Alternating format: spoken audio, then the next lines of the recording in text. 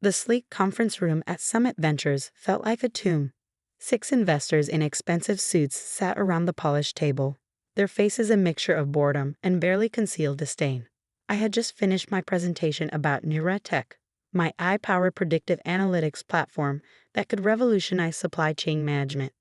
"Let me get this straight," Michael Thorne, Summit's managing partner, said with a smirk. "You think you've built an AI that can predict supply chain disruptions better than Amazon's own systems? Better than what Target and Walmart have spent billions developing?" I stood my ground, tablet in hand, the platform's interface still glowing on the screen behind me. The test results speak for themselves. NeuraTech has achieved 97% accuracy in predicting supply chain disruptions up to 6 months in advance. "That's worthless," Thorne interrupted, leaning back in his chair. "Your product is worthless, Ms. Morgan. You're a software engineer with no business experience, no major clients, and no understanding of how enterprise software actually works." The other investors nodded in agreement, already closing their portfolios, already dismissing me. They had made up their minds before I'd even walked in. "Thank you for your time," I said quietly, gathering my materials. My hands didn't shake. My voice didn't waver. I had learned long ago that showing weakness in rooms like this was fatal. As I walked out, I heard one of them chuckle. "Can you believe she thought she could compete with Amazon?" I smiled slightly, thinking about the email sitting in my inbox, the one they hadn't let me mention. The one from Amazon's head of strategic acquisitions, requesting a private demo of NeuraTech next week. But that would come later. First, I had a story to tell. A story that started 3 years ago, in a very different room, with a very different kind of rejection. 3 years earlier. "I'm sorry, Olivia, but we're going to have to let you go." I sat in my supervisor's office at Global Logistics Solutions, staring at the man who had just ended my 8-year career as a supply chain software developer. Dave Miller shifted uncomfortably in his chair, trying to look sympathetic, but mostly looking relieved. "The automated prediction system you proposed, it's just too experimental. Too risky. We need to stick with proven solutions." I nodded slowly, thinking about the hundreds of hours I'd spent analyzing supply chain failures, the patterns I'd discovered, the solution I'd built in my free time. I had shown them how their current system missed crucial warning signs, how it failed to connect seemingly unrelated data points that could predict disruptions months in advance. They hadn't just rejected my idea. They had fired me for developing it independently, claiming it violated my employment agreement. They wanted safe, predictable, mediocre. I gave them what they wanted: a quiet exit, a signed NDA, a promise not to compete directly with their outdated systems. What they didn't know was that I had already laid the groundwork for something much bigger. The termination package they offered, 6 months' salary as severance, wasn't just the end of my career at GLS. It was seed funding for my revolution. I spent the first month building out the core of NeuraTech in my home office. 18-hour days fueled by coffee and determination. My savings dwindled. My friends worried. My family suggested more realistic career options. But I had seen something none of them could see. In the massive datasets I had analyzed at GLS and the countless supply chain disruptions I had studied, there were patterns. Subtle connections that human analysts missed. Early warning signs that existing software couldn't detect. The breakthrough came at 3 a.m. on a Tuesday, 4 months after my firing. I had been working on a new type of neural network, one that could process supply chain data differently. Instead of looking for direct cause and effect relationships, it identified complex patterns across seemingly unrelated factors. Weather patterns in Southeast Asia, social media sentiment about manufacturing companies, currency fluctuations in emerging markets, minor shipping delays that, when viewed in isolation, seemed insignificant. But when you connected them properly, when you let the eye see the bigger picture, they became crystal clear warning signs of major disruptions. I called it the Nexus Protocol, an AI system that could see the invisible threads connecting global supply chains, predicting problems before they emerged. The first test run was on historical data from a major electronics manufacturer's 2019 supply chain crisis. NeuraTech spotted the warning signs 6 months before the disruption hit. Signs that every other system, every human analyst, had missed. I ran more tests: pharmaceutical supply chains, automotive parts, retail inventory. Each time, NeuraTech found the patterns. Each time, It predicted the disruptions with uncanny accuracy. By month 5, I had a working prototype. By month 6, I had preliminary patents filed. What I didn't have was money. The severance was running out, and AI infrastructure isn't cheap. That's when I met Sophia Martinez. She found me through a tech forum where I had posted some theoretical questions about neural network architecture. She was a former supply chain executive turned angel investor, and she understood immediately what I was building. This isn't just software, she said during our first coffee meeting. This is a fundamental shift in how we understand supply chain dynamics. She invested $250,000 for a 5% stake. More importantly, she introduced me to her network. Small companies willing to beta test the system. Data scientists who helped refine the algorithms. Lawyers who strengthened the patents. For the next 2 years, we built in silence. No flashy announcements, no TechCrunch articles. Just quiet, relentless improvement. NeuraTech evolved from a prediction tool into a comprehensive supply chain intelligence platform. It didn't just spot potential disruptions, it suggested alternative suppliers, calculated risk factors, and provided detailed mitigation strategies. The early clients were small, but the results were undeniable. A medical supply company avoided a critical shortage by switching suppliers 2 months before their primary vendor faced a production crisis. A food distributor rerouted their entire logistics network a week before unprecedented storms shut down major shipping lanes. Word started to spread in certain circles. The right circles. Companies began reaching out quietly, asking for demos, wanting to test the system against their own data. That's when the first acquisition offer came. A major consulting firm offered $50 million for the technology. I declined. They came back with $100 million. I declined again. Because by then, I had seen the full potential of what we had built. NeuraTech wasn't just another enterprise software tool. It was a window into the hidden patterns that governed global commerce. And someone else had noticed. Someone big. The email arrived on a Thursday evening, just 2 days before my ill-fated meeting at Summit Ventures. Dear Ms. Morgan, I lead strategic acquisitions at Amazon. We've been following NeuraTech's development with great interest. Our preliminary analysis suggests your predictive accuracy exceeds anything currently available in the market. We would like to arrange a private demonstration next week. Regards, James Wilson, VP of Strategic Acquisitions, Amazon. I hadn't mentioned the email during my pitch at Summit Ventures. I hadn't mentioned the other interested parties, the preliminary acquisition talks, the major retailers quietly testing the system. Let them think NeuraTech was worthless. Let them dismiss the woman who had spent 3 years building something they couldn't understand. Because in exactly 1 week, when Amazon's offer became public, when their phones started ringing with calls from reporters asking about the startup they had laughed out of their office, they would learn a valuable lesson. Sometimes the most valuable things are the ones you're too blind to see. I stepped into my car outside Summit Ventures, checking my calendar.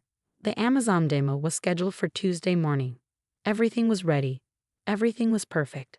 Let them laugh. In a week, the laughter would stop, and a very different sound would fill those expensive conference rooms. The sound of opportunity slipping through their fingers. Amazon's Seattle headquarters loomed against the gray morning sky, a testament to what happens when someone builds something others call impossible. I straightened my blazer, checked my reflection in the lobby's polished marble, and took a deep breath. Ms. Morgan, a tall woman in a crisp suit approached, tablet in hand. I'm Jennifer Hayes, James Wilson's chief of staff. They're ready for you in the executive conference room. The elevator ride to the 23rd floor was silent. I used those 30 seconds to center myself, remembering every dismissive investor, every doubting executive, every person who said it couldn't be done. Their skepticism had only made NeuraTech stronger. The conference room doors opened to reveal a scene very different from Summit Ventures. Instead of bored investors checking their phones, 12 intense-looking people sat forward in their chairs, laptops open, clearly having done their homework. James Wilson, Amazon's VP of Strategic Acquisitions, rose to greet me. He was younger than I expected, maybe early 40s, with the focused energy of someone who evaluated revolutionary technology for a living. Ms. Morgan, he said, shaking my hand firmly. Thank you for coming. We've been analyzing NeuraTech's test results for the past month. Frankly, they seem too good to be true. I smiled, setting up my laptop. That's why I brought a challenge for you. Give me your 3 most difficult supply chain disruptions from the past year. Ones you didn't see coming. Let's run them through NeuraTech Live. A murmur of interest ran through the room. James glanced at his team, then nodded. Amanda, get the Singapore semiconductor crisis data. Peter, the Brazilian transport strike, and let's see the European energy shortage numbers. For the next 2 hours, I ran NeuraTech through its paces. The system didn't just identify the warning signs they had missed. It showed exactly how those signs connected, how they amplified each other, how they created the perfect conditions for disruption. When I showed how NeuraTech could have predicted the semiconductor crisis 8 months in advance, a heavy silence fell over the room. These people had lived through that crisis, had dealt with the fallout, had explained to their bosses why they hadn't seen it coming. This is, James paused, choosing his words carefully, significantly more advanced than anything we've evaluated. How did you achieve this level of predictive accuracy? I pulled up the Nexus protocol architecture, because everyone else is looking at supply chains as linear systems. Action and reaction. Cause and effect. But they're not linear. They're neural. Every point connects to every other point in ways that traditional analytics can't see. The technical team leaned forward, eyes widening as they understood the implications. This wasn't just better software. This was a fundamental reimagining of how supply chain intelligence worked. We'd like to move forward with acquisition discussions, James said finally. Our technical team will need to do a deep dive, of course. But preliminary evaluation looks very promising. I nodded calmly, even as my heart raced. I should mention that we're in talks with other interested parties. Oh, we know, he smiled. Walmart's chief innovation officer has been asking about you. Target's supply chain team ran some tests, and Google's acquisition department has been sniffing around. He leaned forward. But we think Amazon is the best home for this technology. We can scale it globally within months. As I packed up my equipment, James walked me to the elevator. We'll have an initial offer for you by Friday. In the meantime, I suggest keeping this meeting confidential. Once word gets out. He didn't need to finish the sentence. We both knew what would happen when the market learned that Amazon was seriously pursuing NeuraTech. The next 48 hours were a blur of due diligence meetings, technical reviews, and increasingly urgent calls from other interested parties. Sophia called Wednesday morning, her voice excited. Olivia, something's happening. I just got 3 calls from major VCs asking about NeuraTech. What did you do? Amazon's moving fast, I replied, watching my email as another meeting request came in, this one from Google's acquisition team. Words starting to leak. Summit Ventures called, she said, a hint of satisfaction in her voice. Suddenly they're very interested in setting up another meeting. I thought about Michael Thorne's smirking face, his dismissive wave. Let them wait. By Thursday afternoon, the technology blogs were buzzing with rumors. TechCrunch published a speculative piece about Amazon's interest in a revolutionary AI supply chain startup. Reuters ran a story about unusual activity in the supply chain software sector. My phone wouldn't stop ringing.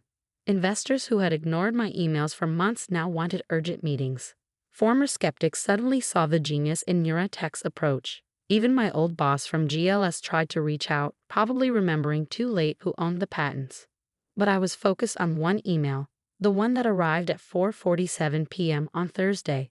Dear Ms. Morgan, following our technical review and market analysis, we would like to present Amazon's formal offer for NeuraTech acquisition. The initial terms are outlined in the attached document, but the headline number is $500 million, with potential earnouts bringing the total to $650 million. We're prepared to announce next week, pending your agreement. Best regards, James Wilson. I sat in my home office, staring at the number on my screen. $500 million, more with earnouts. For the technology they said would never work. For the company they called worthless. My phone buzzed. A text from Sophia. Summit Ventures is getting desperate. Thorne just offered to come to your house for a meeting. Should I tell him you're busy counting your soon-to-be millions? I smiled, remembering his words. Your product is worthless. How quickly things change when you're proven right. The next morning, I walked into my lawyer's office to review Amazon's offer. The terms were aggressive but fair. They wanted to move fast before Google or Walmart could counter. As we went through the documents, my lawyer's phone kept lighting up with notifications. The story was spreading. Major news outlets were connecting the dots. The business world was about to learn that the biggest tech giant in history was betting big on the startup that everyone else had dismissed. "We should expect significant media attention once this goes public," she said, sliding another document across the desk, "especially given the size of the offer." I nodded, signing where indicated. Let them talk. The numbers speak for themselves. Later that day, as I drove home, I passed the Global Logistics Solutions building where I'd been fired 3 years ago. Their stock had dropped 23% since the first rumors about NeuraTech began circulating. Funny how karma works. My phone rang through the car's speakers. James Wilson. "Olivia," he said, sounding excited. "The board just approved the final terms. We're announcing Monday morning before market open. Are you ready for what's coming?" I smiled, thinking about all the people who were about to learn a very expensive lesson about underestimating the wrong person. "I've been ready for 3 years, James. Let's show them what worthless looks like." The weekend passed in a blur of final preparations, legal documents, press statements, technical transition plans. But through it all, I kept thinking about next week, when all those investors who had laughed would open their phones to see the headlines. Because sometimes success isn't just about proving your worth. Sometimes it's about watching others realize exactly how wrong they were. And on Monday morning, when Amazon's press release hit the wires, when the business world exploded with news of the $500 million acquisition, when Summit Ventures phones started ringing off the hook with angry calls from their investors wondering how they had missed this opportunity, I would be sitting quietly in my office, reading every headline, savoring every word. Let them call it luck. Let them say they almost invested. Let them scramble to explain why they dismissed a $500 million company as worthless. I had stopped caring about their opinions 3 years ago. Now I only cared about their regret.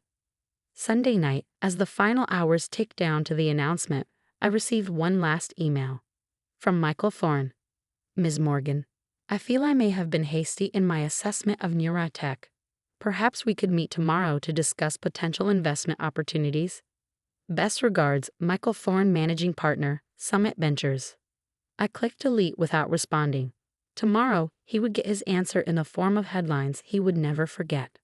Sometimes silence speaks louder than words. And sometimes the best response to worthless is to show them exactly what they missed. The stage was set. The papers were signed. And in just a few hours, the world would learn what real value looks like. Monday morning dawned clear and bright. I sat in my home office at 5:30 a.m., watching financial news channels on mute, waiting for the announcement that would change everything. My phone was already buzzing with texts from Sofia. CNBC has a breaking news graphic ready. Bloomberg's running teasers about a major tech acquisition. Wall Street Journal just went live with it. I unmuted the TV just in time to hear the CNBC anchor's voice catch with excitement. Breaking news in the tech sector. Amazon has announced the acquisition of artificial intelligence startup NeuraTech for $500 million, with additional earnouts potentially bringing the total to $650 million. The company's AI-powered supply chain prediction technology has been called revolutionary by industry experts. My email inbox exploded. My phone started ringing nonstop. But I was focused on one particular notification. A LinkedIn message from Michael Thorne at Summit Ventures, timestamped 1 minute after the announcement. "Olivia, please call me immediately. We need to discuss this situation." I smiled, remembering his words from just last week. "Your product is worthless." Now he wanted to discuss the situation. Funny how $500 million can change someone's perspective. The morning unfolded like a perfectly choreographed symphony of validation. Every major news outlet picked up the story. Tech blogs went crazy analyzing NeuraTech's potential impact on Amazon's operations. Supply chain industry publications scrambled to explain how they had missed this revolutionary technology. At 9:30 a.m., the stock market opened. Amazon's stock jumped 3% on the news. Traditional supply chain software companies saw their shares plummet. Global Logistics Solutions, my former employer, dropped 28% in the first hour of trading.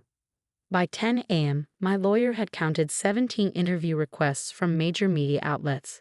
The Wall Street Journal wanted to do a profile. Forbes was asking about their 30 under 40 list.